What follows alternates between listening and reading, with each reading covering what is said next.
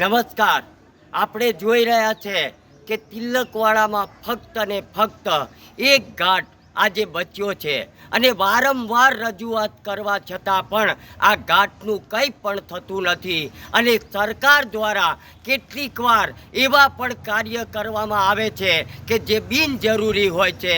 આપણે આ જોઈ શકીએ છીએ કે આ જગ્યાએ જે સળગાવવામાં આવી રહ્યું છે, કચરાને સળગાવી રહ્યા છે, એ જગ્યા પર પાણીનો એક બોર પણ આવેલો છે અને એ સળગાવવાના કારણે એક પહેલાં પણ આમાં બોરનું જે મોટર વાયર પણ બધું જતું રહ્યું છે.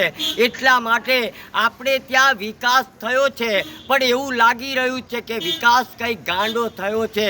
એટલા જ માટે આ જગ્યાએ બોરની જરૂર ના હોય, પણ આ જગ્યાએ આ રિપેરિંગ કરાવવાની અથવા તો આ ઘાટને દુરસ્ત કરાવવાની જરૂર હોય છે. આજે લાખોની સંખ્યામાં પરિક્રમાવાસી આવતા હોય છે, ત્યારે આ ઘાટ જોઈ અને એમના મનમાં પણ એક દુઃખ થતું હોય છે. એટલે કંઈક ને કંઈક એવું કરવું જોઈએ કે લોકોની ઉપયોગિતા હોય એ કાર્ય વધારે પ્રમાણમાં થાય, એ જરૂરી છે.